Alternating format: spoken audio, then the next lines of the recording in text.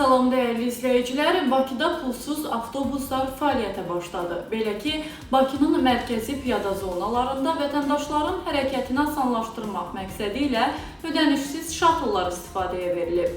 Bu barədə Azərbaycan Yerüstü Nəqliyyat Agentliyi məlumat yayıb. Bildirilib ki, nəqliyyat vasitələrinin hərəkətinin məhdudlaşdırıldığı ərazilərdə yerləşən ictimai iaşə obyektləri, istirahət məkanları və parklanma yerlərinə əlçatanlığın artırılması məqsədi ilə 2 marşrut üzrə ödənişsiz avtobuslar fəaliyyətə başlayıb. Məlumata görə C1 nömrəli şatıl Xaqani bağı ilə Zərif Əliyeva küçəsinin sonunu, C2 nömrəli şatıl isə Sabir bağı ilə Əziz Əliyev küçəsinin sonunu birləşdirir. Şatıllar 7-10 dəqiqə intervalı ilə sərnişinlərə xidmət göstərir. Qeyd olunub ki, istifadəyə verilən nəqliyyat vasitələri ekoloji cəhətdən təmizdir və şəhərdə dayanıqlı mobilliyin təşviqinə xidmət edir.